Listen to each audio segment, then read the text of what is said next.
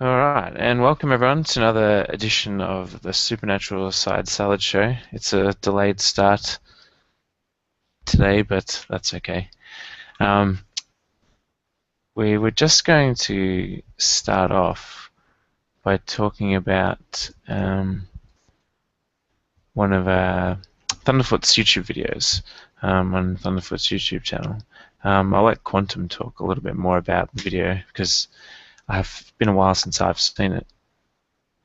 Quantum? I think he's made quite a few videos on someone called Anita Sarkeesian. Uh, as far as I can tell, she does she owns a YouTube channel called Feminist Frequency, which is supposed to be a commentary on media and particularly video games.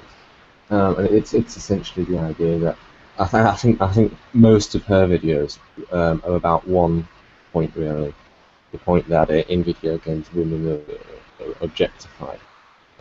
So you hear a lot about this subject-object dichotomy, and I guess what Thunderfoot's videos are saying is that this sort of thing is rather trivial in the context that it's given, and that video games are about skill and playing them, and not about the characters. And of course, um, the males in the video games, of course, are also objectified in the sense that there are a lot of NPCs that are violently killed.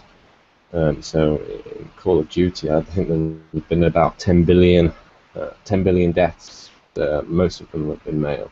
So I guess that's an example of male objectification, which people don't really care that much about. So I guess the main criticism of it is that it's detracting from real issues, particularly those in other countries like that are going on right now. I imagine. I mean, for instance, in Saudi Arabia, no, women aren't allowed to drive. I think it's actually the only country in the world where women aren't allowed to drive. I suspect that will change soon. I mean, even Saudi Arabia is progressing, although not particularly quickly. I So I guess the Yeah. idea is that. Sorry, you wanted to say something? Oh no, that's all right. I have spoken to a friend, a close friend of mine, who I've spoken to, who actually found feminist frequency through another means. So I think it was through a group or friendship circle or something. So he didn't know about Thunderfoot and this, or at least didn't know initially about Thunderfoot specifically. But there's a lot of sort of internet, sort of what really is sort of chauvinistic kind of sort of crap, sort of trolling, I suppose, that sort of goes on. Um, and I'm not sure that I was able to articulate the point across. But when you mentioned overseas in other countries there being worse conditions for females and that being more a priority, it is true, but I don't think that. I've heard people say, well, that's true, but then it's like, well, we shouldn't really be trying to do anything, but I mean, why are we talking about, a YouTube video when we should be overseas dealing with the Gaza issue or, and saving people's lives and whatnot. I feel like it's sort of, that sounds like that's sort of an argument like that, if that makes sense. But, I mean, Yeah, it's yeah. it's a really good it's a really good point. I mean, actually, I'm just wondering before I comment on that. Does George want to give an opinion about this whole thing? Oh, yeah, go for it. I saw the videos Thunderfoot made. I must honestly say I haven't seen her complete video herself, myself. Uh, but I get the impression that she basically misses out on a lot of basic things, such as simple game mechanics. She talks about how within a particular mission of the game Hitman, for example, you kill the, the the dancing girls in a particular mission, and that you drag them around and to hide them. Totally missing the point that because of the game mechanics, you have to drag them around. simple things like that. So it's pretty bad research, but I think the reason Thunderfoot was mainly upset about her is that she's gotten money for it. Yeah, a friend of mine was mentioning the money. Well, I brought that up, and what he had heard was that justification essentially from her, because of in terms of like, well, she's got to maintain a lifestyle. In terms of like, she's got to earn a wage. So, she's apparently producing enough content to justify it. It seems, or at least the people who are donating towards her content and use her content seem to be satisfied with that, with her output. So I suppose in that sense, I'm not sure. I can understand, people saying perhaps she's being paid an unreasonable amount for what she's doing, but there's a lot of people being paid unreasonable amounts for what they're doing. But Yeah, yeah. and basically she also ignores the point that. I might, sorry. No, go ahead. Oh, you go, Quantum. Was you Okay, next? I suppose. I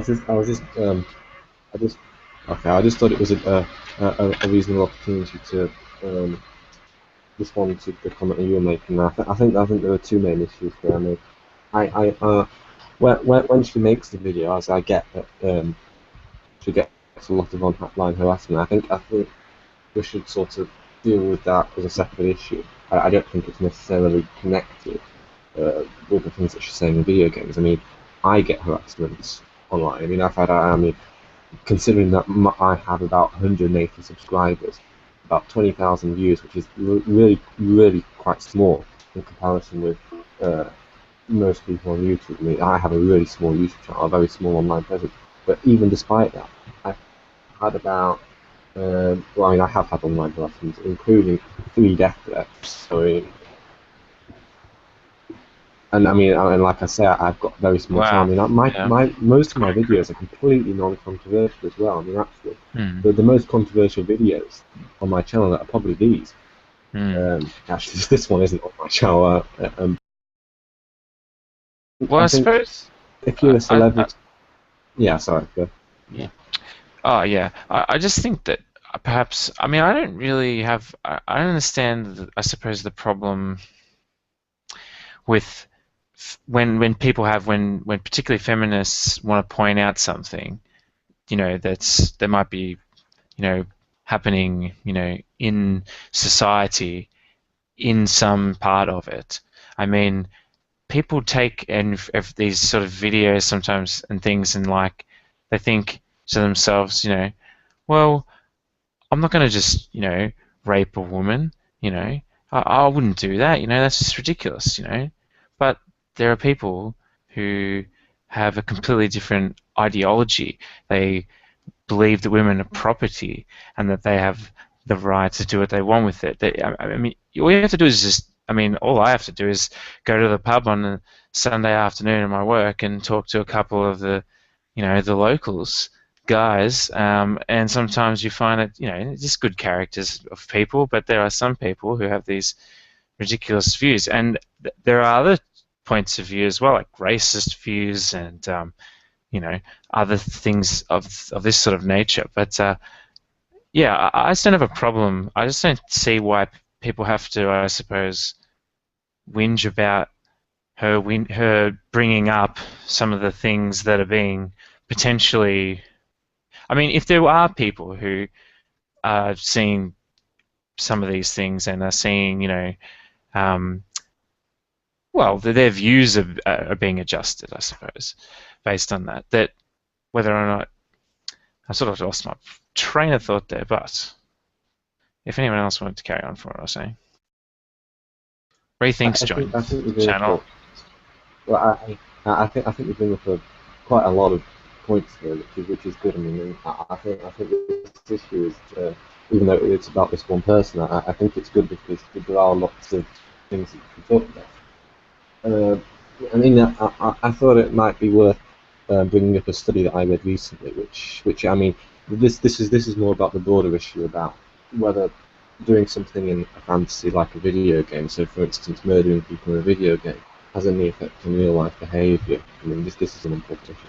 But anyway, I read a study Yeah. that was actually done very recently about this, and I was expecting that the effect would be a very little effect, or if anything, um, people that play violent video games are more likely to be violent. I mean, that's sort of what I expect. It's intuitive. But in actual fact, the study indicates the opposite, which really surprised me. It indicates that violent acts in video games actually, for most normal people, obviously there are exceptions, but for most normal people, it actually has the opposite effect and it results in more social behaviour or less antisocial behaviour.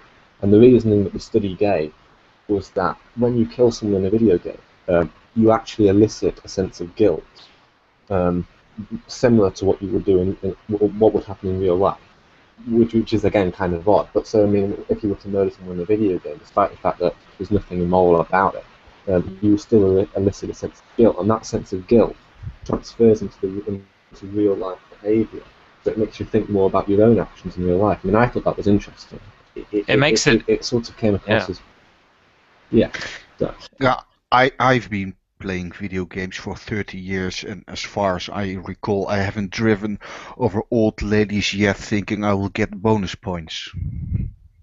Well, this is true, but no Frogger. I haven't sprung into a game of Frogger over the highway just as of yet either. But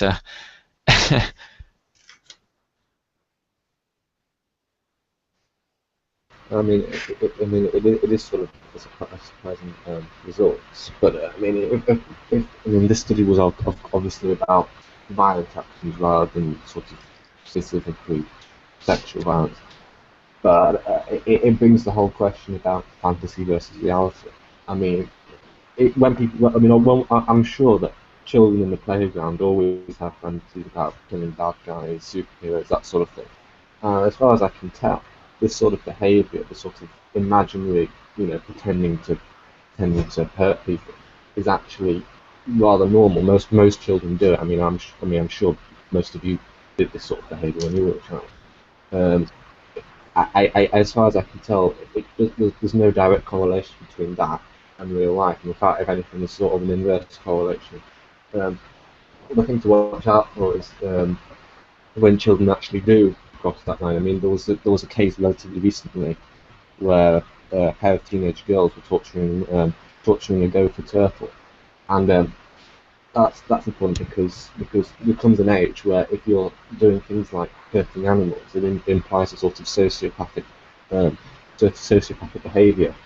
So if you're say 5 years old and you're doing things like that, then perhaps it's something to be worried about. But it doesn't imply that you're going to become a sociopath. But if you're 12 years old and you do that, then there's a serious issue. And in terms of these two teenagers that did it, as far as I can tell, they were actually, I think one of them was 15.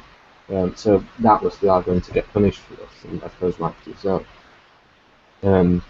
But yeah, I think with regards to the Sarkeesian thing, I think there's a sort of assumption here that bad things in video games translate to bad things in real life, which is completely unfounded as far as I can tell, given the research. But I mean, that's my 2 points. Anyway. I wasn't even sure. I wasn't aware. Just is a lot of what she does to do with violence in video games. I thought a lot of it was all to do with, well, I suppose Well, female roles and, I guess and such in society and within the games and such.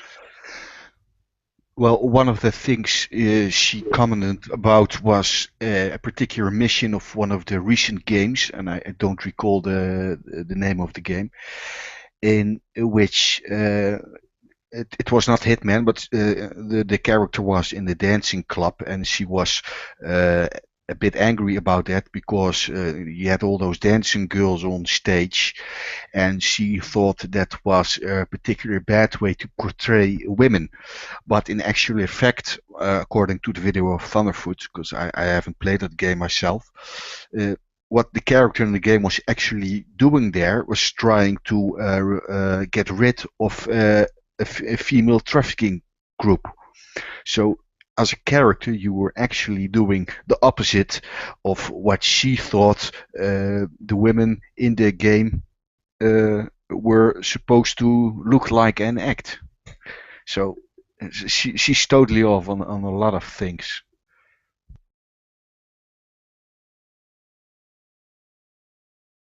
Yeah, there's been a few. Well, I can understand, I suppose, errors in terms of, I mean, gameplay and stuff like that. I mean, I don't know, but I guess then it comes back to a matter of that, the money and that. But then again, I guess it comes back to a matter of, well, what is it anyone else's business? I mean, if you don't care about, you know, feminist sort of issues within video games, I mean, why bother talking about it?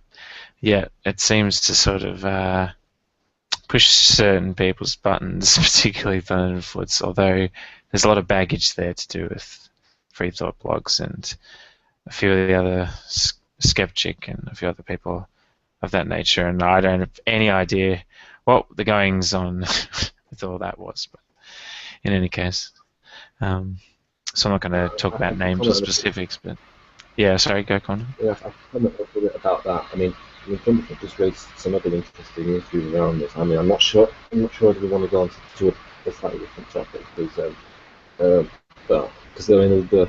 Okay, well, I have an idea. I'll let someone know.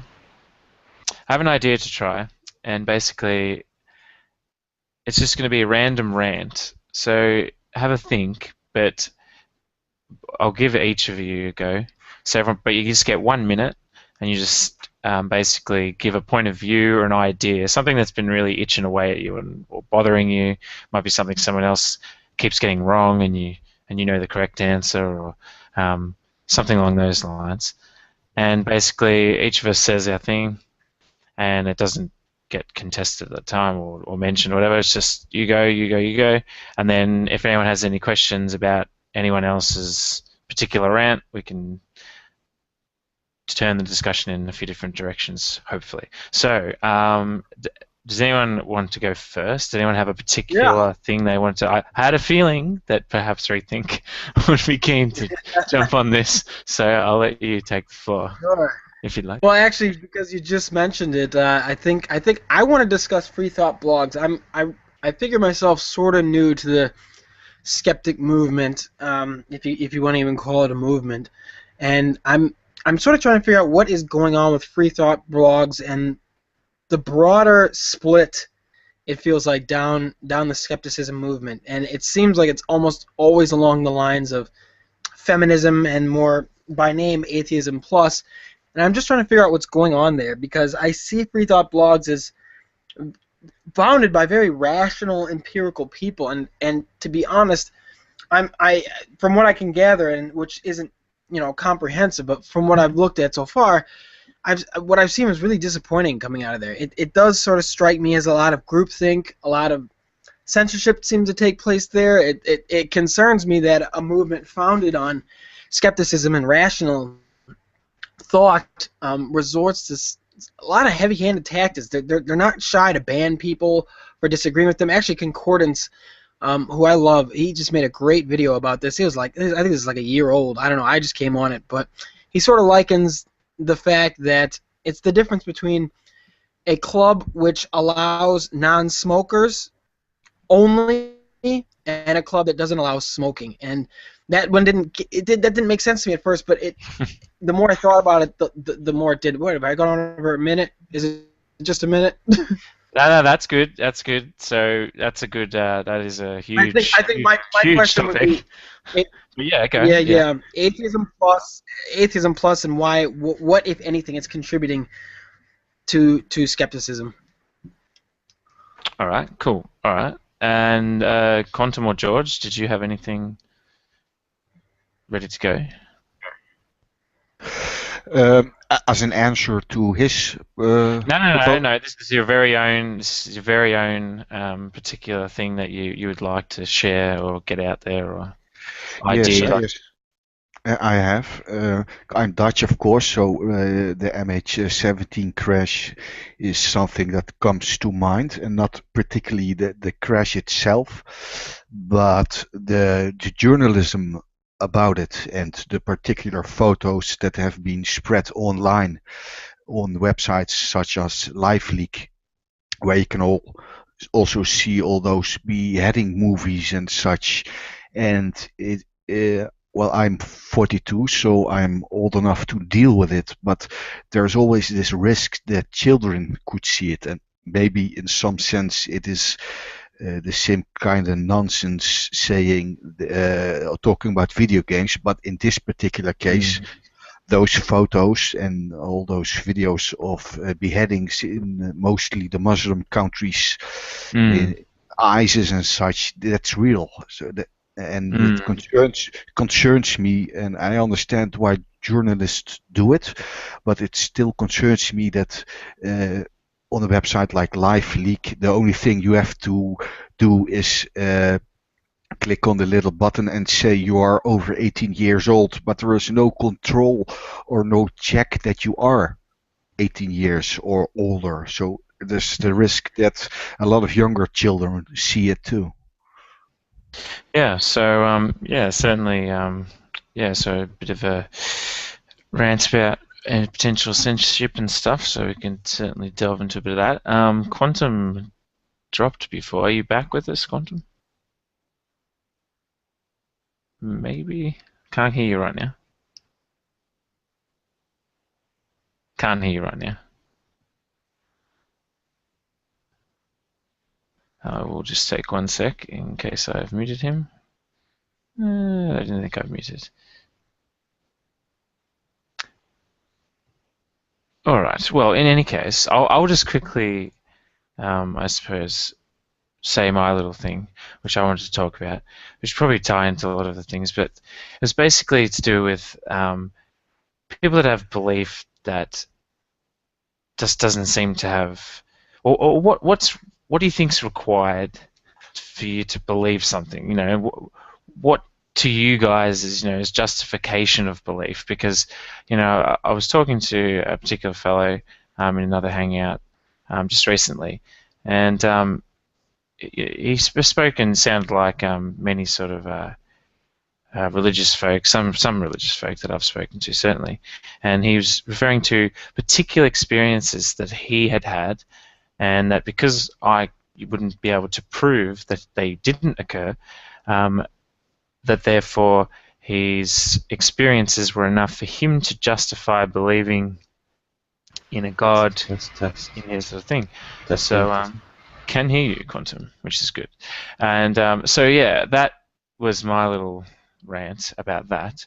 So if Quantum's back, which I think he is, I'll let him have his little piece, and then we might go to some potential questions if anyone has any to anyone, or points to anyone. Quantum? Okay. I hope that this is working now. Can people hear me? Yeah. Okay. I'll try and speak up because my mic is terrible. So I'll talk about something that I haven't talked about yet. The free speech issue.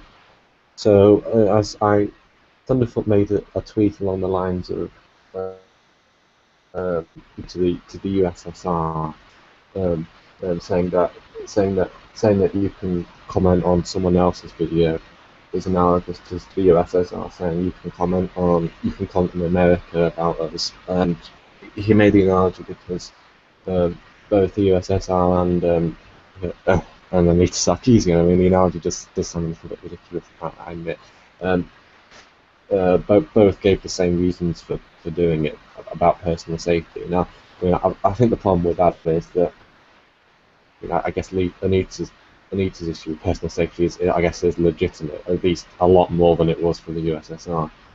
And of course, I mean, I do have some issues with Thunderfoot's point there, because I mean, it's not necessarily a false analogy. I know a lot of people would jump on that because the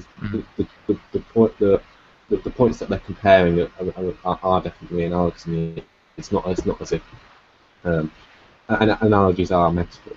So it's not necessarily a false analogy, but there is something to be said that if a government restricts free speech, that's very different from an individual not letting people speak on their public channel. So I mean, the wider issue here is, I would be interested to ask him at some point whether he would, if he was the owner of YouTube, whether he would have a YouTube where people couldn't perform any sorts of censorships. Personally, I wouldn't. I would let people do it. Except, I mean, it wouldn't be something that I would do myself. I think. Yeah. I don't think. I don't think. Yeah. I mean, I think. I think that he does have a point. I think Jonathan does have a point that that being a public figure, you have to accept a certain amount of aggression towards you. I mean, even I get that, and I'm nowhere near as much of a public figure as either of the two people I just mentioned. So you do have to expect that. I mean, that's the celebrity culture. And I do get the fact that she may be censoring comments because of legitimate criticism. But if people want to censor because of the sort of vitriol they get and because they don't like the vitriol, then okay. I don't have a problem with that. I mean, some celebrities do it in the sense that they won't speak to fans, and these sorts of celebrities get a bad press because they don't sign autographs, they don't speak to fans, that sort of thing. People don't generally like them. But I can see why they do it, and I can see why being a celebrity would take a toll. I mean, I would describe Anita Sarkeesian as a sort of perhaps a celebrity, and that's sort of where we're sort of going with that. Socialite at best. I think that's something along those lines. So someone who's in high, sort of celebrity, minor celebrity status, I suppose, known by groups of people, I suppose. Yeah, I mean, it's sort of. She does have. I mean, she's not a celebrity. I will quickly just, however, just quickly cut you off because that'll be your rant. So that's cool. So yeah, there's a few things to talk about there. Yeah, I suppose happy to jump to anything really now. So, was there anything anyone had to ask about someone else's topic, particularly? Yeah, Mordred, you were talking about. You said you knew somebody who was claiming that you couldn't disprove their experience. Is that correct? Yeah, sort of. Yeah, it was just saying that. Well, that I couldn't know that he hadn't experienced the experiences that he was describing. Yeah, I don't know how often you watch The Atheist Experience with Dillahunty, but he actually gets this quite a lot, and I'm a fan of how he responds to it because it's honest, and he's saying that revelation is necessarily first person, and that could potentially, that doesn't necessarily mean they are justified, but in theory they could be correct. Now, of course, they'd have to demonstrate how they know they weren't deluded, and they would have a harder time proving that. But as far as your word against theirs, of course, revelation is necessarily first person, and that could make them justified, but that would not be sufficient to cause you to believe whatever it is they believe. So, at best, they're left with just themselves knowing the truth. Yeah, he wasn't too particularly concerned about my state of mind or my position. It was more sort of. It felt like a protective shell, I suppose. It is. Sounds like it allows you. Yeah, it sort of allows a person to pretty much insert anything there they really want. It just about sounds like, you know. I mean, I have to grant that, you know, there's. I had thought of an analogy at the time, and I was just going to be something stupid like, so if I say that there was a pink unicorn there, whether or not there's a pink unicorn there or not, if there's going to... I'm not even going to begin with that one because I'll just lose it. But in any case, yeah. Well, you really could just... religious, but sorry, yeah, go, George. You could just use the flying spaghetti monster or the pot of tea somewhere around Mars and on the analogy. It's basically the same thing. Nobody can be sure about it. Yeah. No, definitely. They're both good examples. They're good analogies to use. Yeah.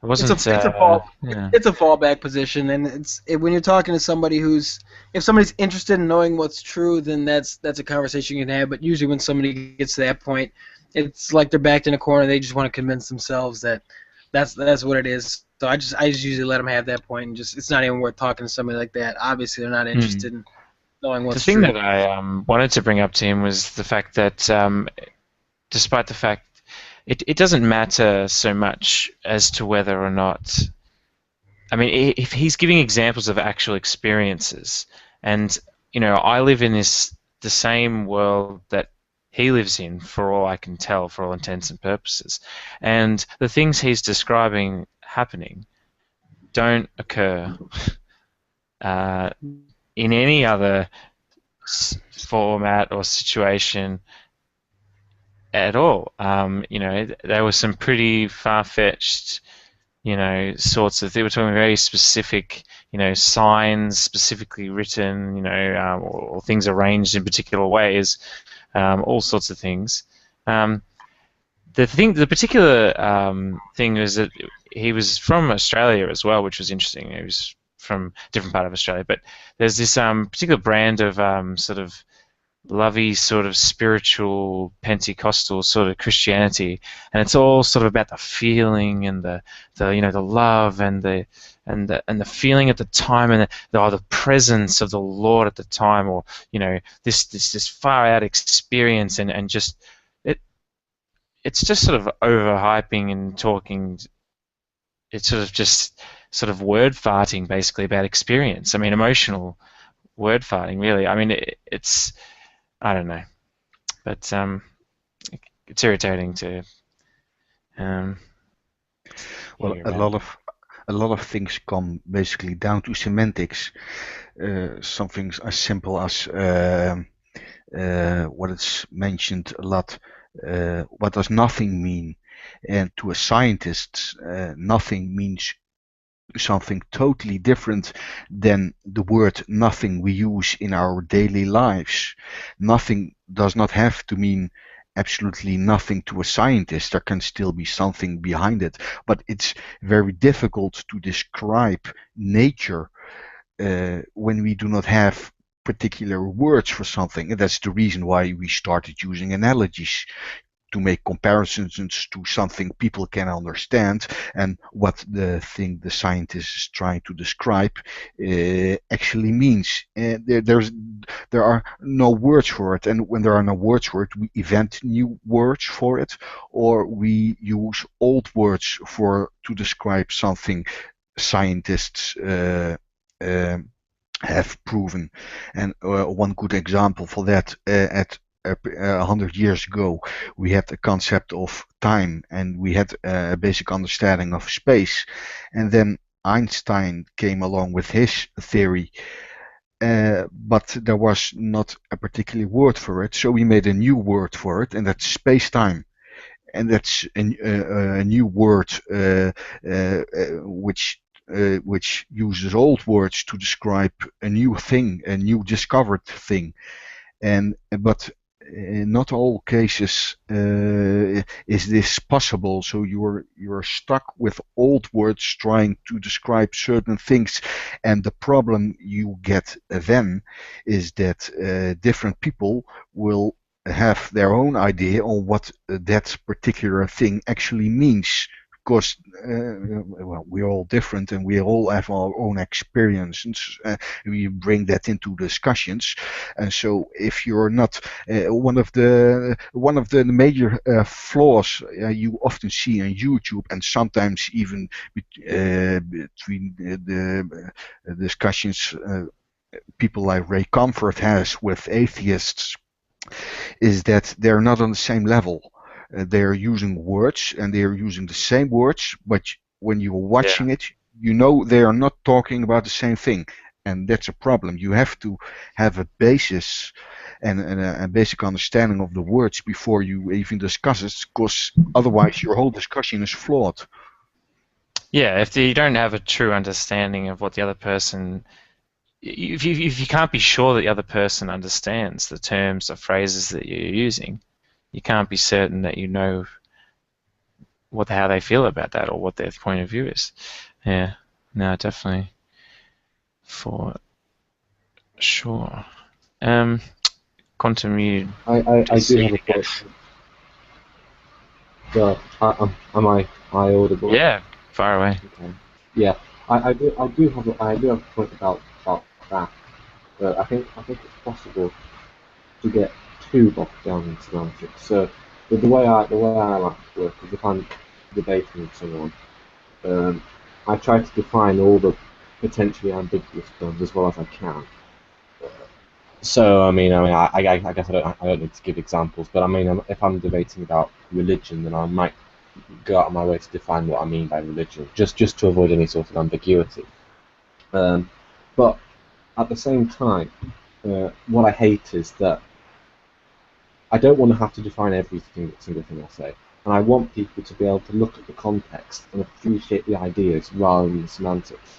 I mean, the thing that annoys me the most is that when you're debating someone and they ignore all the ideas that you're saying and just go with the language, you just argue with the language that you're saying. So you use this word when you should have used this word, therefore you're wrong. I mean, I don't think I don't think anyone should. I think that's completely vacuous. Well, it is a vacuous argument, and I can't stand it when it happens. And there's this one particular guy on YouTube that I've got into so many arguments with, and he always goes for the sort of lowest common denominator, which is the semantic argument. And I think that when you're debating with someone, you've always got to appreciate what they're saying in the context of what they're saying, and you've got to not try and game the debate by using these sorts of childish debate tactics that are completely transparent. I mean, that's what's my opinion. As far as I'm concerned, turning it into a semantic ranking contest is only one step above the grammar Nazi sort of thing. A person like Nephilim Free lives by it. Yeah, that's true. I've heard some of his Yeah. talks before. I'm not impressed. It is always good. It is always good protocol to start out by defining your terms. Like you said, you don't want a whole conversation to get bogged down in a big dictionary definition fest. It's just not compelling material. That's not what you came to do. I mean, language is only useful insofar as we agree on terms, but at a certain point, it's like you get what I'm saying. You're just trying to be contrarian just for the sake of being contrarian. So. And and you hold the person up to their views at the end of the day, and that their arguments, I suppose, rather than their views and their arguments, rather than the semantics about how they get there, or like we were saying, basically. But this whole not Google Plus, I almost said Google Plus thing. We're actually not talking about Google Plus for a change. Atheism Plus thing. I felt like they sort of went down a slippery road of sort of, I guess, adhering to a particular issue they were having in the way that they did, which was there were particular groups of people picking on other groups. That's how it appeared to me. And it eventually sort of became jaded, and this thing about most of it became about it was anti sort of woman thing, so it was a feminist sort of perspective. So then suddenly they wanted to attach that to what they were about. So it was just sort of a separator or a distance. It was just like it felt like sort of two different sides of almost a civil war or something. I don't even know where to begin to describe it. I mean, look, I see them as just particular, places that are secular, whether it's Atheism Plus or Free Thought blogs or, these sorts of places. At least secular ideas, and people can, view them and view other views. I would encourage people to sort of things. So I wouldn't be too concerned, I suppose, with its I guess, overall impact on the skepticism movement. I suppose it would just, I guess, we wait and see what its impact is, I guess. But I don't know. That was just me talking about what you were talking about, rethink. But yeah, no, I mean, yeah, I mean, I think it's a lot worse than that. I mean, I don't think it's just a harmless. Well, stop by, take a look at our material, and if you're interested, get in touch with us. It's almost always this: either you're with us or against us. And it doesn't seem like atheism in general is like that. It's like, are you interested in talking about this? Do you want to hear an argument, a counter argument with atheism plus, and particularly on the topic of feminism? You can't question it. If you disagree with it, you're a misogynist, you're a bigot, and I just don't see where we're drawing. Yeah. Of all the things to attach onto, first of all, I mean, like, atheism is just one position on one question. I don't see how, even if you wanted to, how you could attach to anything else. But even if you wanted to form some sort of pet project with some other social justice cause, it's great. But I mean, I've seen the way they act, and it's unbelievable. These are some of the smartest people I know on the topic of theism, and they're just absolutely insufferable on the topic. You cannot question them. You will be insta-banned from there. And I get that Thunderfoot and especially the Amazing Atheists and guys like him can be abrasive, and they're entertainers. I get that, but they have a point, and some of that stuff is just plain toxic. It's just plain toxic, especially on a movement which is explicitly about having critical inquiry directed towards any and all claims. It's frustrating to see, especially when they're doing it under the guise of social justice. Because of all there's plenty of minority groups out there to fight for, and there's plenty of discrimination going on, and I don't doubt that. But I don't feel like women are unduly kept out of the skepticism movement. I'm not a woman, so I could be completely wrong, and I'm open to being demonstrated to being wrong. But I don't feel like at large there's a whole lot of sexism any more than there's a whole lot of racism. I realize that there's not a lot of black skeptics, but it's probably just down to choice. There's just not a lot of black atheists, to be honest, and I think that's just what it comes down to. I don't think anybody's keeping us out. Yeah, I suppose to play devil's advocate to your point, Sure. because I happen to I sort of brought up a point similar to what you said to someone, and they said that it okay. So with the feminist thing, so excuse me for a sec. I lost my train of thought again. Could you just repeat what you just said? Well, I don't know which part, but possibly the part about discrimination against women, and comparing it to discrimination against minorities. Oftentimes, right. Yeah, sorry. So you yourself saying that you haven't seen it, sort of thing, isn't like a reason to sort of say it doesn't exist, sort of thing. Does that make sense? Of course. Absolutely.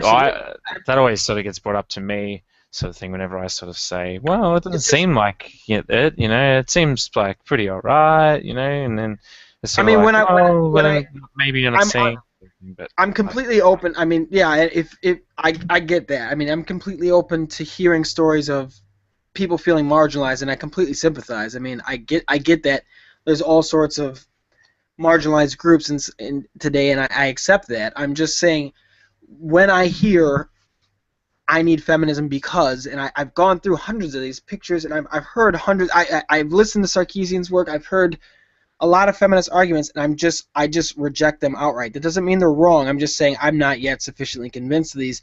I'm not sufficiently convinced this is a systemic problem in Western society. I just really, quite frankly, a lot of them come off to me like first world problems. Like, sorry if that sounds insensitive. A lot of them have been either debunked along the lines of the pay gap, or I'm just not sufficiently convinced this is a systemic. It sounds like hysteria to me. It really just does, and I don't see how, because the problem is they're often comparing themselves to minorities, and I don't feel discriminated against just because I'm not. I don't equate inequality of outcome with inequality of opportunity on the front end. I just think that it just comes down to choice. There's just not a lot of black skeptics. There's not a lot of women skeptics, and quite frankly, I don't feel the need to also identify as a woman skeptic any more than I would a woman gamer, any more than I would be a black gamer or a black skeptic. I'm just a skeptic. Like, I don't see the need to draw all these lines. I mean, in an interesting point that's specific to this show is that so this show has been running since January now, so I don't know how many months, is that like 8 months or something? And as far as I can tell, the majority of participants have been male. And since in some ways I'm a sort of the dictator of this show, because in a sense I am. Although I've tried my best to sort of decentralize. I don't want to do that.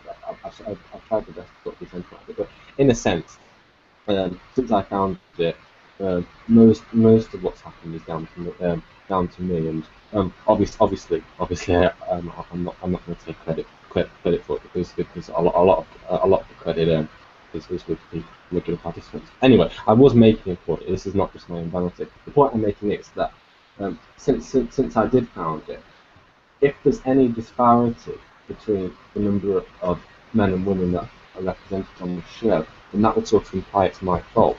So if you looked at the statistics and said that, okay, there's 80% people that come on here are men, does that mean that I'm sexist because I haven't managed to get a thing? And I genuinely don't think I am. So, I mean, I don't think explicitly there's any evidence that I am sexist.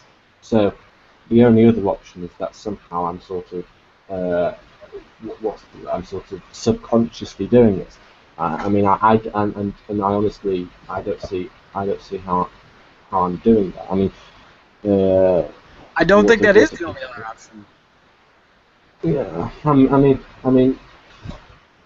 when I write the descriptions, I say anyone's welcome to join.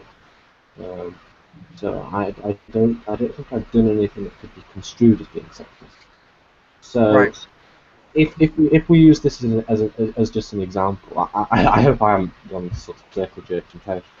But if I just use this as an example, I would be interested to know what I could do to sort of not be seen as sexist, given that some people are likely to say, oh, you don't have a sort of 50-50 panel members. I mean, I I guess. No, go ahead. Oh, sorry. I guess it sort of hurts me to hear people saying, like, in your position. Let's say you are in a position of power. Let's say you're running. Let's say this is a business. Let's say this was a job for some reason, and let's say there wasn't enough. There wasn't. This was representative of our staff. It was an entirely male staff. I'm not sure there's necessarily something you're doing wrong. You can take the initiative to go out and to be fair, I mean, it isn't all male on this. We do get quite a lot of women participants, to be fair. Oh, great. Oh, okay. Yeah. Well, I think though that we're sort of conflating it a little bit. Like, this is specific, like, argument against the argument of well, the statistics, I suppose, where you hear someone sort of throw a statistic like, the majority of CEOs are men, therefore there's an inequality in the thing. And the problem there, like as we're describing, is that those numbers don't necessarily. It's not because of that particular reason. That's not the reason for those statistical changes. But so I think that's true. That's the correct argument. But I don't think that that's entirely sort of writes off feminism, if that makes sense. Because I mean, there are a lot of bad arguments in favor of certain things that, and some things they over-exaggerated, sound ridiculous.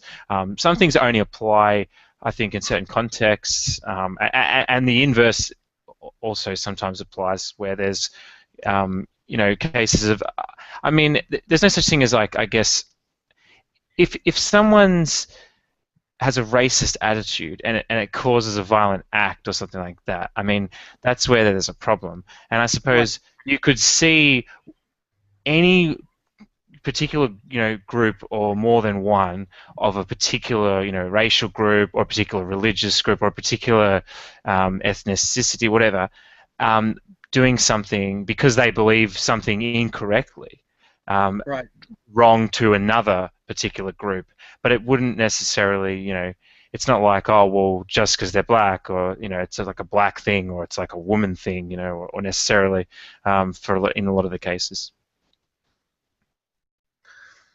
Yeah, I mean, if that, I'm and again, I'm not writing off feminism wholesale. I'm just talking about what I'm sort of a bit fuzzy on what I guess we're in third wave feminism. I'm sort of what fuzzy on what the assertions are. And if there is a lot of bad arguments, I agree.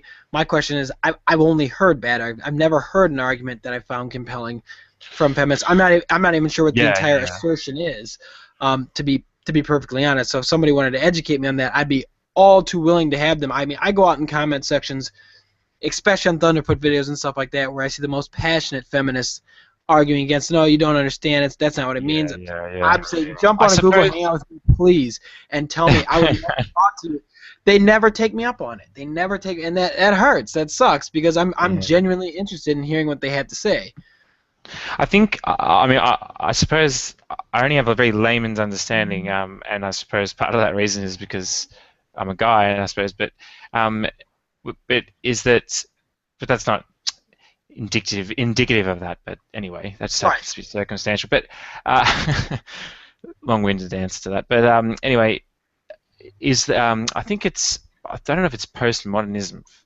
Not post. There's a particular, I suppose, brand, I guess, or flavor, I suppose, which is feminism and of feminism. It has a particular label. I'd have to look it up again, and it's one that I think's, most coherent, most, understandable.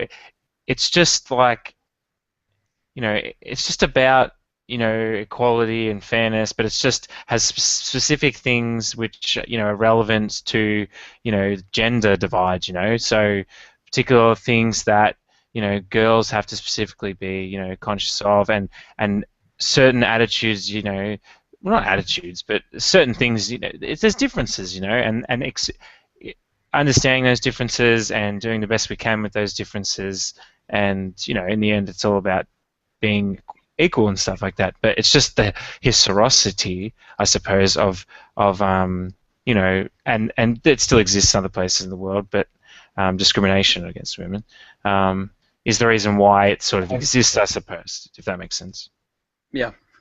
Well, that was my understanding from what I've been explained to. But I can sort of it's almost associate with that. Almost like an analogy to do with sorry, just quickly. It's like an analogy between fundamentalist Christian versus, I suppose, not a fundamentalist Christian, or even to a lesser extent a deist and a different sort of viewpoints and other things like that. But anyway, sorry, Quantum, I completely cut you right off.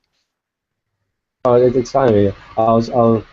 What you're saying seems to make sense because when I was hearing something, I was reading something about catcalling, which as far as I can tell is like acceptable. So in a sense, it's I have to admit I've never actually seen it happen, but things like, I know what a wolf whistle is, for instance, and I was thinking about if I could relate to some of these experiences, and I've never been catcalled in a sexual way. I can pretty much guarantee that, but I have been yelled at in the street.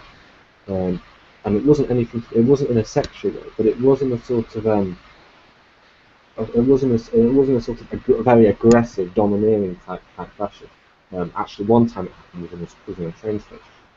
I don't know if that counts. I suppose it's in public. But so I mean, the interesting thing is, I guess it's different types, because and I admit that the times that I've been aggressively harassed in the street, I guess it's happened about 4 or 5 times.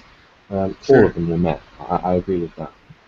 Although, having said that, I do know people that have been harassed by women. I mean, I do know people that have been harassed in a sexual way. I mean, it hasn't happened to me yet.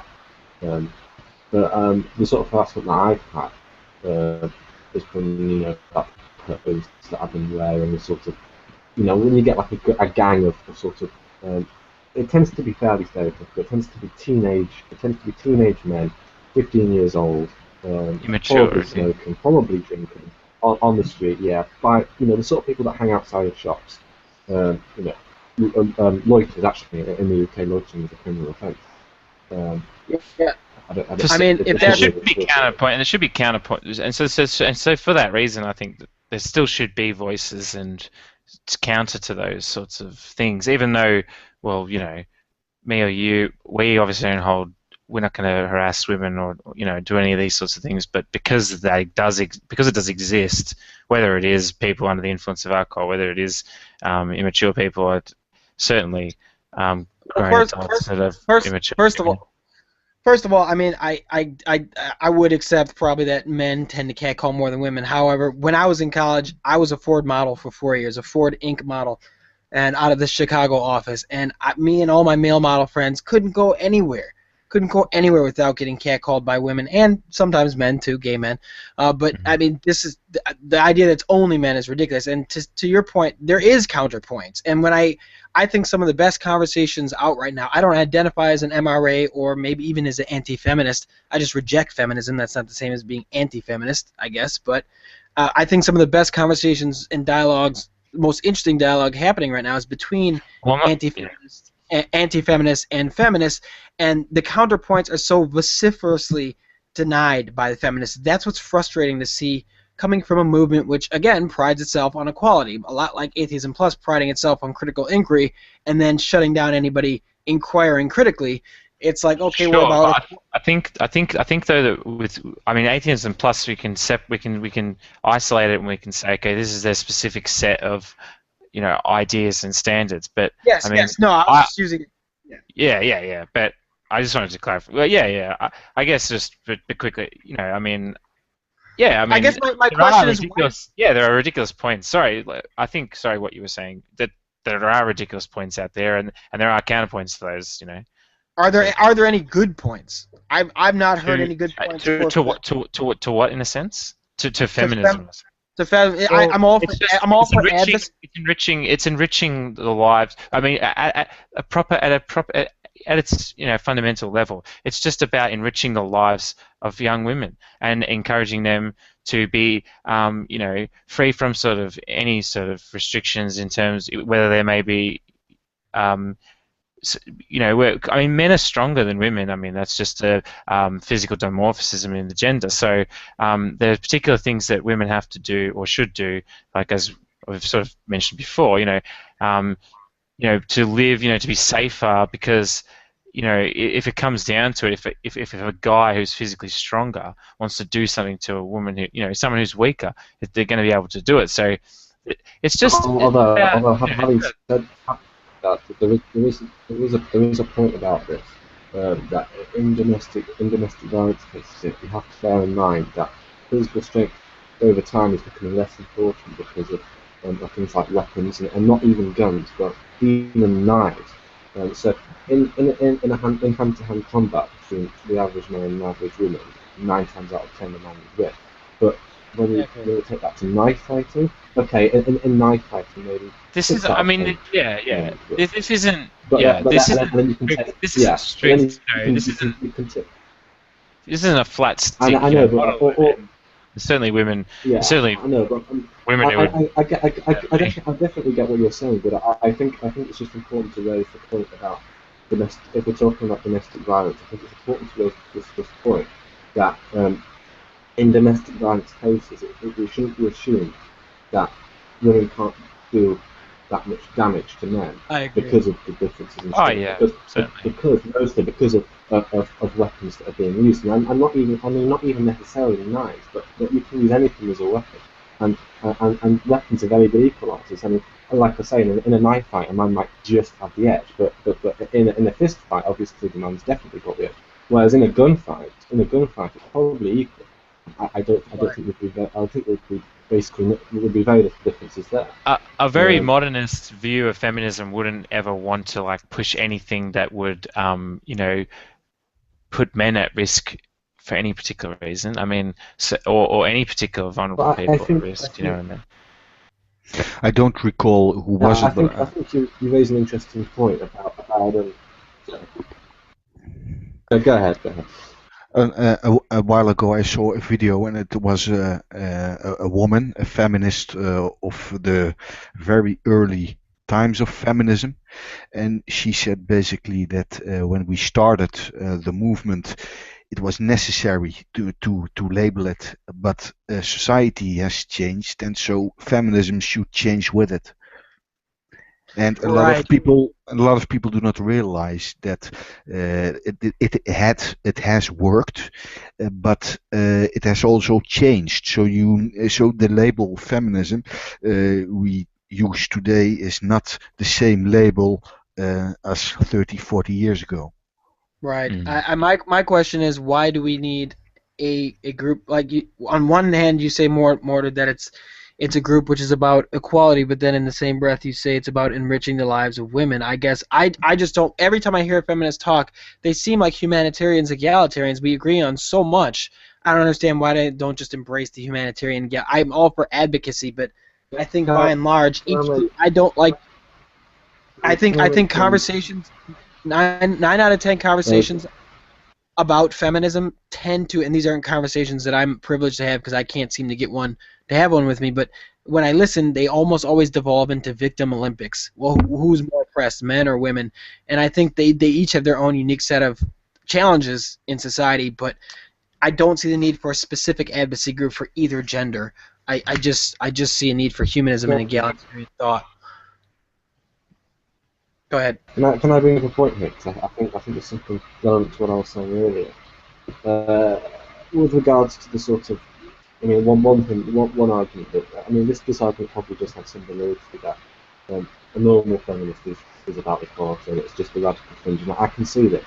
But from my point of view, I really don't, I really don't care if people call themselves feminists or egalitarians because at the end of, I mean, it's like what I was saying about the semantics, if you will, earlier in the conversation. I think the least important thing in all of this is the label. I mean, lots. I mean, I mean, you can get men's rights activists that call themselves feminists as well. I mean, I'm saying that that's pretty unusual, but you can get people that associate with both, um, which some people would say that's contradictory. But as far as I'm concerned, um, if if I was to, I would rather um, have a conversation with someone about these issues and then see if we agree on the ideas and not get bogged down by various different labels. I mean, if I had Likewise. to pick, then I would probably, yeah, if I had to pick, I'd probably go along with what you were saying, go with the egalitarian humanistic thing. But you know, I mean, if someone said to me, you're a feminist because you believe in equality, then I would just say something along the lines of, I don't want to have this argument. It's such a boring discussion. It doesn't matter what people call themselves. The the ideas behind what they're saying are interesting. And what I think is really bad is that conversations that we're having now that don't get all vitriolic, where names don't find are fairly rare. And ever since this so-called skeptical atheist schism happened, um, rational discussions have been rather difficult to combat. It's been more about entertainment and sort of peonage wars and these sorts of things. And as far as I'm concerned, I'd much rather have a civilized debate, and then you choose to call yourself feminist.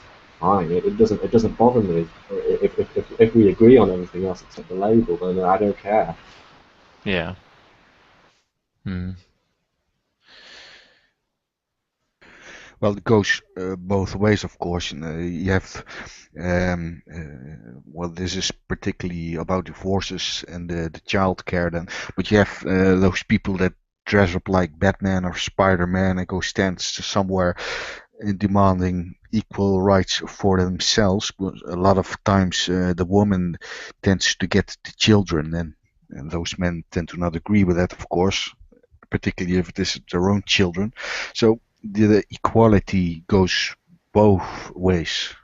This is what that's pretty much where I would like to see the conversation start truly revolving around egalitarian thought and acknowledging where if one gender is left behind legislatively, then we can rectify that. If another gender is left behind legislatively, then we can rectify that. I don't like the conversations about victim Olympics. I don't like the conversations about who's more oppressed. I would rather just again, I agree with you that the label isn't so important to me as the outcome is just an egalitarian society. To the contrary, though, you're not a. I think I'm more interested in rejecting egalitarianism because I'm a super egalitarianism, which is all living entities, so equal, not just the genders. I feel like you could just do this zoom out type thing, Right. Well, I And, mean, I'm a universe. You're I'm getting a very meta. everythingist. You're not an everythingist. I accept everything as it is, as an atom in the. Right. Very meta. Yeah, He, that's he a good. makes it, he makes a good he makes a good point there actually, because if we look at some of the more intelligent primates and dolphins, I mean, they probably do deserve human rights. I mean, I mean, Coco the gorilla is probably more intelligent than some humans are. I mean, it is a good point, and if you call yourself an animal rights activist, then you're going to be associated with, the sort of people burning people's cars and that sort of thing. But of course, I suspect most people are for animal rights in a sense, but you just don't want to associate. So, I mean, this is part of the thing that I don't really mind what people call themselves. If they don't want to call themselves a feminist because they don't want to be associated with sort of hardcore free thought blogs type, so, I mean, that's fine. And just in the same way that people who don't want to call themselves an animal rights activist or indeed a libertarianism, a libertarianist. I mean, I'm sure most people believe in liberty, but I suspect most people wouldn't want to call themselves a libertarian. Um, so it's the same sort of thing. What you're trying to do, in a sense, is distill an entire argument into a single word that people can't agree upon, a single word that represents more than one train of thought. I mean, obviously, if you have two different people on opposite sides of the world having an argument with different people, and then they both try to distill it into one word, and that word happens to be the same, it doesn't therefore imply that the two arguments are the same. And in fact, the probability of two arguments being the same is very low. So I think I've forgotten what I'm saying now, so I'm going to stop. Basically, I would agree with adding animal rights to it, but to a degree. I would say in the end we are all stardust, after all.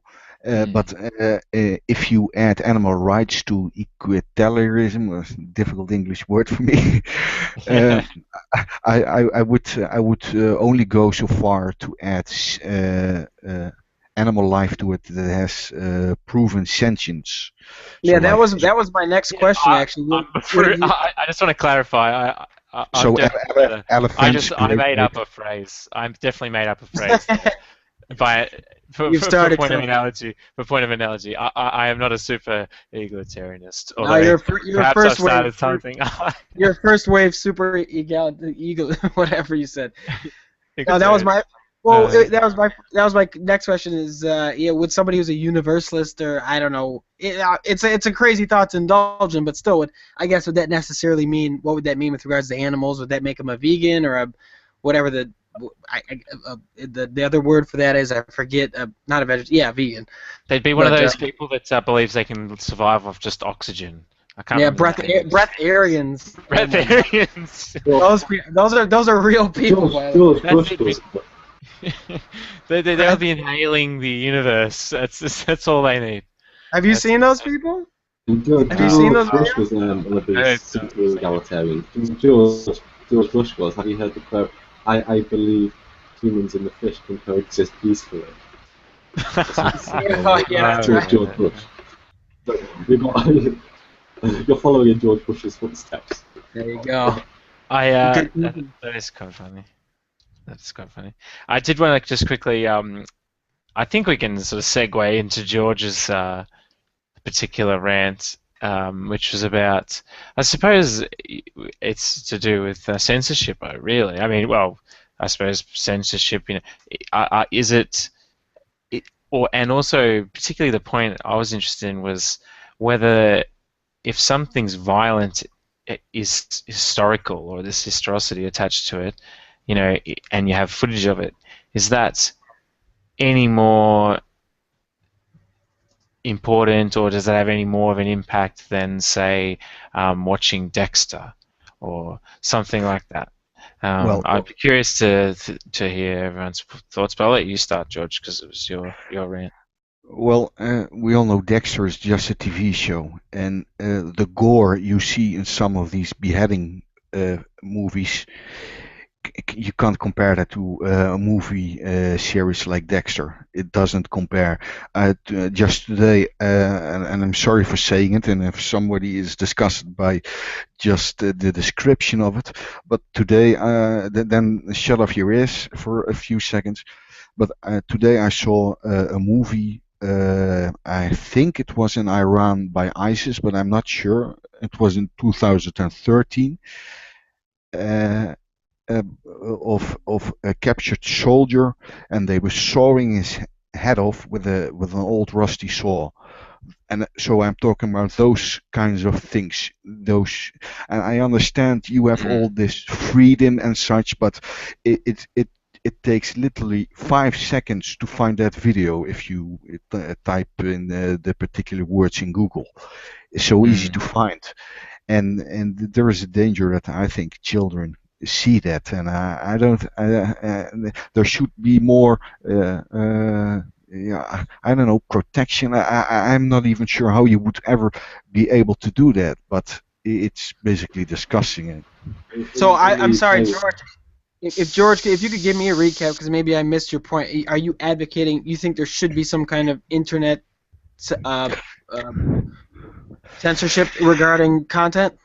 Yes, and there is for individual websites, but if you, the reason why I brought it up because I'm Dutch and we have the recent plane crash, and it was very easy to find extremely horrible footage, photographs and movies about it. You saw a Russian journalist going through the field and showing all the bodies in their difficult and horrible positions, heads. Sorry for me saying it, shut off your ears for a few seconds, but heads cracked open like melons, and you can find such content within a few seconds. And you have websites like LiveLeak, and it's and they have a warning before each of these videos saying if you agree that you're 18 years and older, and then you click I agree I'm 18 years of older. But there's no control behind that. A 16-year-old can just click it and see it. I don't think there should be. I think I think if a 16-year-old wants to see that as much as he wants to see porn, I mean, I agree there's not a very effective way, but even if there was an effective way to certainly verify somebody's age, I don't think that would be appropriate. But I like the internet free and open. I understand that there's risks associated with somebody being able to see whatever they want to see, but ultimately people tend to do what they want to do. We've seen this with the drug war. I mean, you can ban drugs, but you can still get them in prison, the most controlled environment on earth. I mean, how's that working? I mean, people ultimately get what they want to get. Yeah, and I understand. I understand all the free internet and such, and I would basically agree with it too.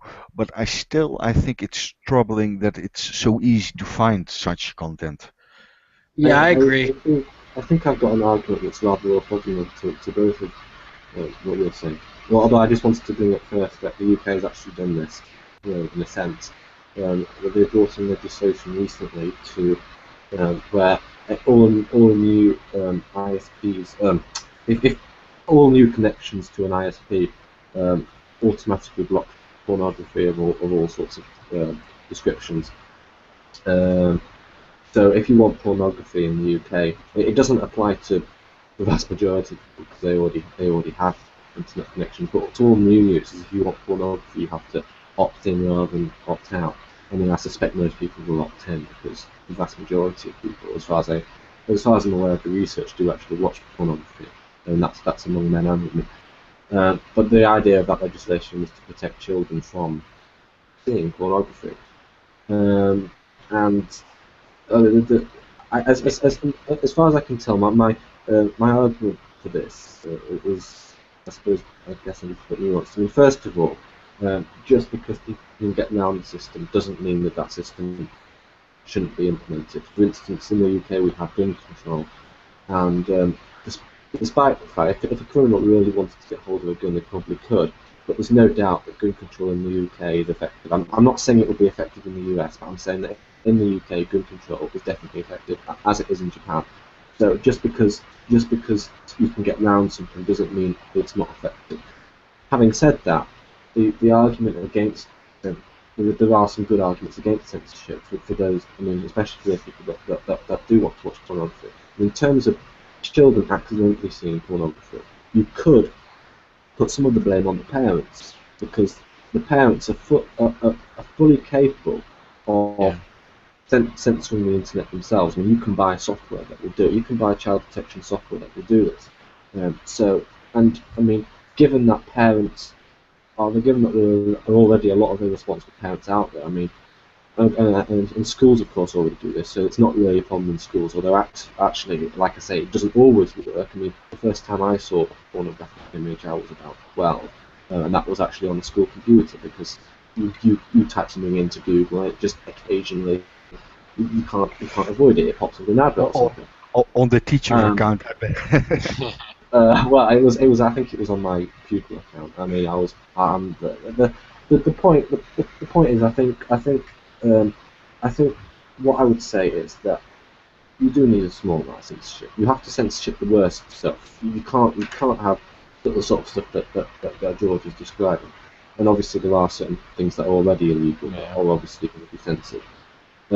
So some stuff has to be censored. But stuff that could potentially psychologically damage a child, like the Saw movies, for instance. I mean, you could get an older brother to buy the Saw movies if he wants to watch them. But I heard yeah, sorry, go on.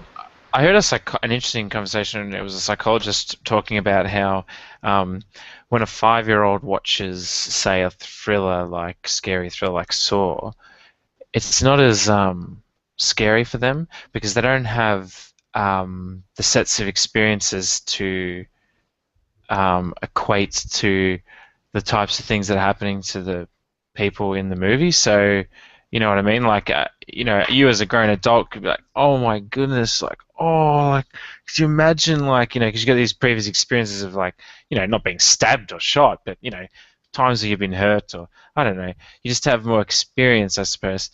And whereas the 5-year-old is sort of just more like, sort of looking at the screen, like, what's sort of there, and there's different interpretation, different sort of understanding. This was about a specific age. I can't remember. I think it was quite young, so I think it was around about the 5-year-old mark. But yeah, so it was sort of like there was almost this shielded protection sort of thing. It was like it was okay if they were around, quite young in the end, but it was like once they were a bit older, then you start to be a bit more concerned again. It was interesting. Well, I recall when I was young, my parents were away and my grandparents were staying over, watching over us. They put on a thriller. I don't recall the name for the movie because I was too young. I think I was 6.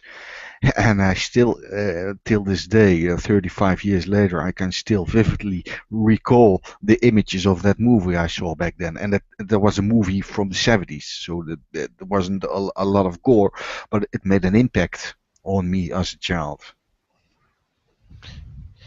Oh, yeah, certainly. It's interesting also to the differences in over time. I mean, a child born today with the sort of, I mean, not just added exposure, but I suppose even just the added exposure to screens and, I mean, all these sorts of things. I mean, it's a wonder the difference in the impact, or what are the sorts of things that are truly, really impacting and hurting children today that we're not even aware of, in the same way that perhaps we weren't as aware of in terms of the violence, I suppose. I don't know. It's interesting.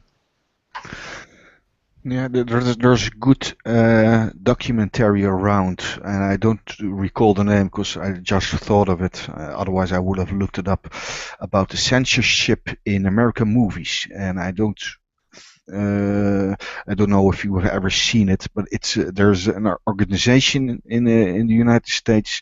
I know the exact one you're talking about. It's about the MPAA, and it's also slipping my name. It's on Netflix though. If somebody looks for it, it's not hard to find.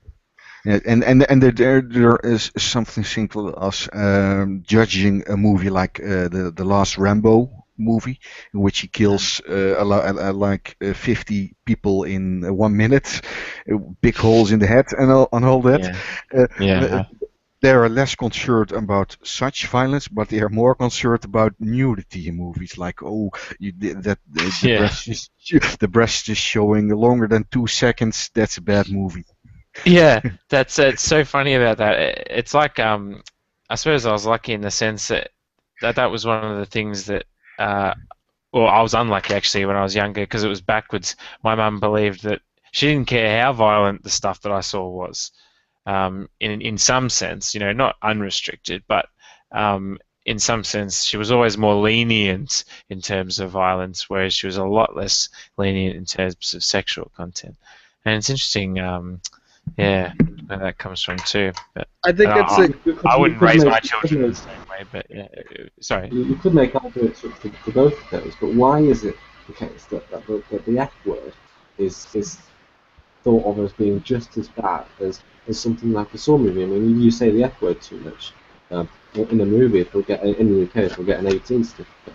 I mean, but before the watershed, you can't say it at all. I mean, the problem is, of course, that you want to children need to understand appropriate times to swear and inappropriate times to swear. I don't think you have to be all teetotal about swearing. I mean, I swear a lot, but there are obviously times when you can't swear, and that's what you've got to teach. But but people, Appropriation. yeah, but people that actually get offended by a swear word to the extent that they have to write to the BBC about it. I mean, come on, really? Is anyone that offended by a word? No, no, By not at all. I think it's pretty silly because you got a series like the Battlestar Galactica where they replace the word fuck with frack, and and and you hear that You word about frickin' kidding me? yeah, oh let's I like you, let's frack. No, sorry, but Cracking everybody toasters. understands. Yeah, everybody understands what they're really saying. So it's bullshit to replace the word. Yeah, They did it. They exactly. did it. I mean, but the stupidity there doesn't lie with the Bastard Galactic people. It lies with I suppose with the government restriction, because the only reason they did that was to um, give it a lower rating so it would be available to a wider audience. So I mean, I would say kudos to them for doing it, because it's completely unrealistic that in such a stressful situation people aren't going to swear. So you've got to make it to make the film, to make the series a realistic series, you've got to have swearing. Because, when you're being attacked by Cylon soldiers that can kill you, and the human race is virtually extinct, of course you're going to be swearing all the time. So, right. I mean, I fought Well, them for it. I think if I wanted to jump in on George's point, because I think the MPA highlights that documentary highlights really the problem is that they're less. It's not an objective. Well, there's an F word, there's a boob, therefore this gets a rating. It's like you said, one movie can have a boob and get away with a PG-13, and another movie can have an art house flick can have a boob and get an R, or even worse, an NC-17 or an MA or something like that. This is the problem with. I think that highlights the problem of having a centralized authority figure, which we would entrust to carry out this sort of censorship, is that they end up picking and choosing. They end up not arbitrarily enforcing their rules, and it's not a set of codified rules where a boob gets this rating. It's just, if a boob from Warner Brothers is worth more than a boob from some indie producer, and that's the problem. That's my concern with any kind of censorship, is when you have a centralized authority to carry out that censorship. This is the result of it. Personalized interests potentially yeah, creeping Of into, course. etc. yeah, Yeah. Can I bring up a second point here? Because you said something interesting, and I thought of something about it.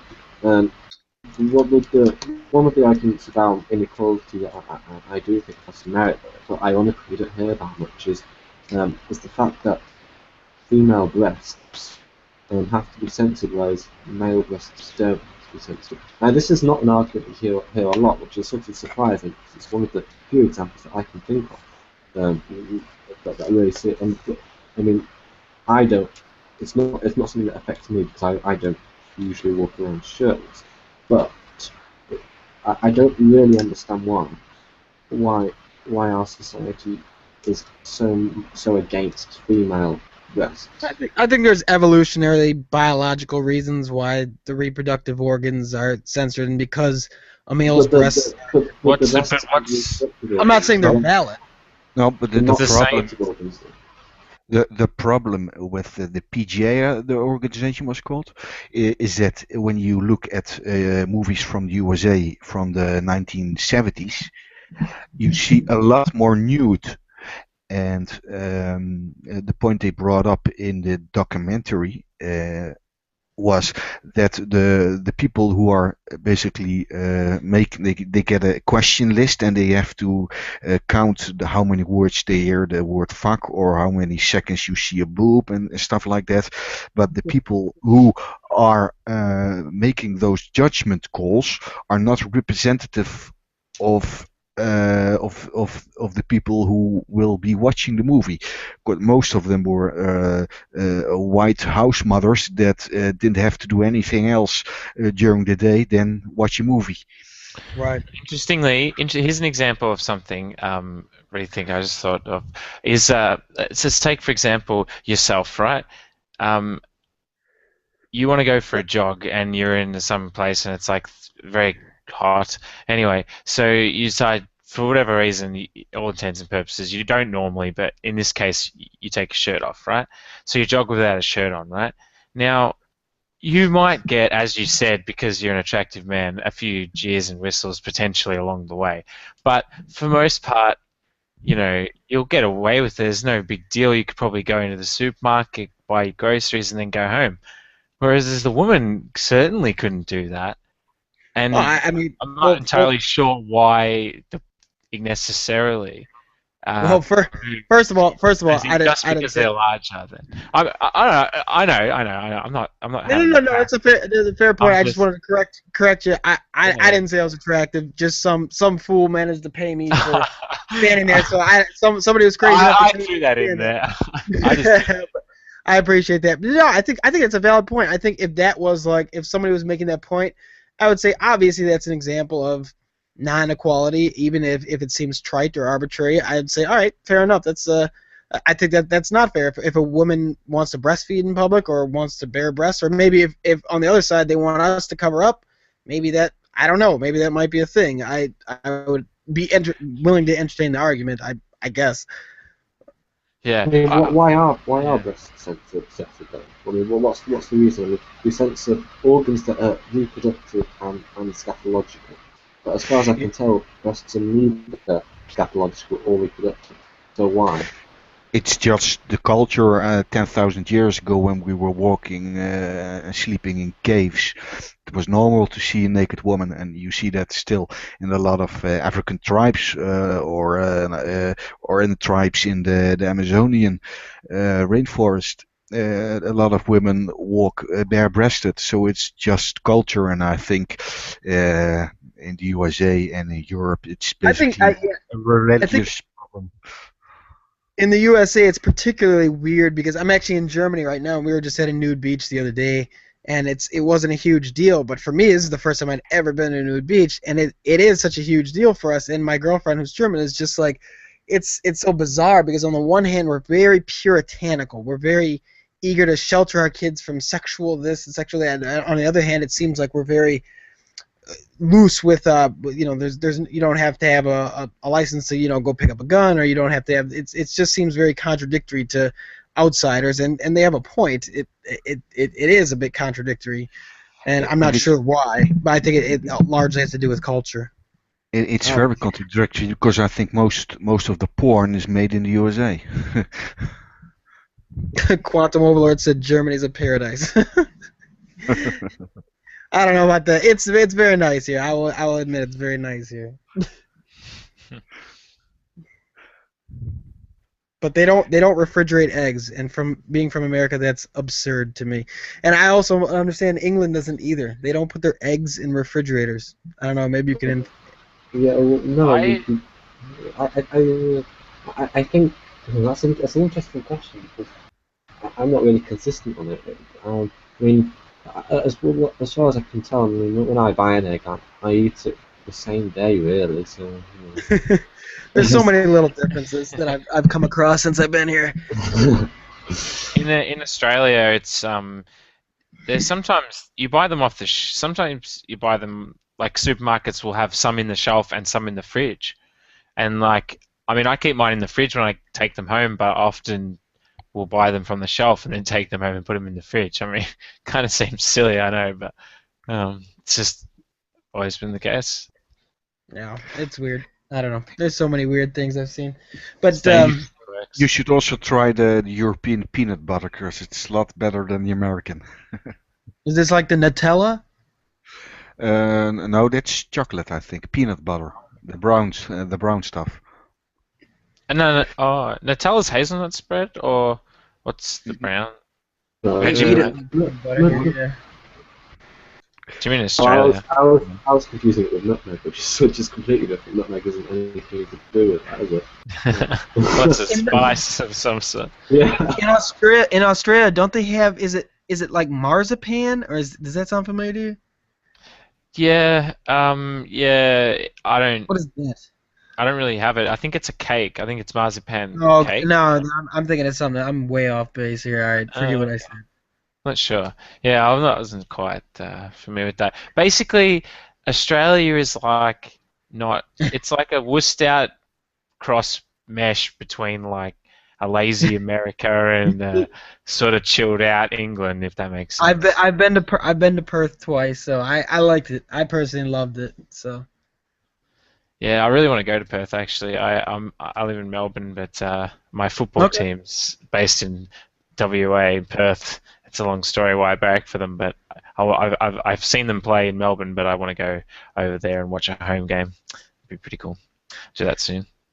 Well, we started at boobs and ended up with Nutella. So. Football.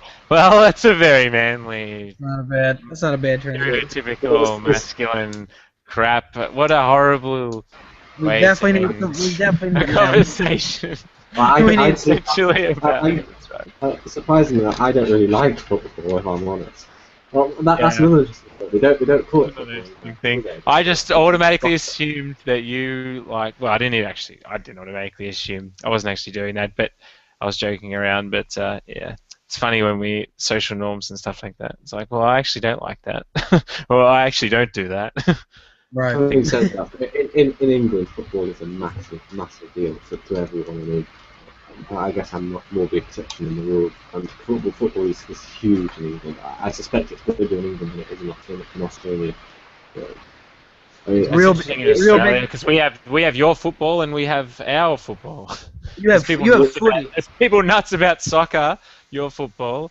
And there's people that are nuts about your football and our football. Hang on, when you say football, you are talking about the thing that you kick with your foot, aren't you? We actually when I say football straight out, I generally am referring to AFL, Australian Rules Football, just because of kosher around. If you're in Australia, in Melbourne, whatever, if you say football, you're referring to Australian Rules Football, and if you say soccer, you're referring to the world game. It's become, sort of the right thing to do to refer it to by that. So some people sort of snob people off for calling it soccer. They're like, it's football, it's real football. There's a bit of that going on with it. Can you call it footy? Yeah, footy. Yeah, footy for sure. What's the difference? That's AFL rule. That's AFL though. The difference between AFL and soccer. Yeah. Oh, okay. Well, AFL football's more closely related to Gaelic football, I suppose, if you're familiar with Gaelic football. Rugby in America. Sort of, yeah, in some ways close to rugby. There's tackling and so forth, but it's sort of a possession sort of based game in a sense. So kind of, it's funny they structure up in certain ways that almost in a ways like soccer formations, but it's not as rigid as soccer, obviously, and so it has that sort of link a bit, but at the same time there's goalposts, so it's a bit of rugby and a bit of tackling, and yeah, it's an exciting game, but I've grown up with it, so I suppose I don't know how it would appear to someone who's never seen it before. Anyways, guys, I've actually got to duck out for another hangout here. But, this is good timing anyway because it's actually the end of the show. So I'm going to wrap it up, and so thanks guys for participating, and we'll have a show again in a fortnight. I look forward to it. Right, thank you. Thanks, see you guys.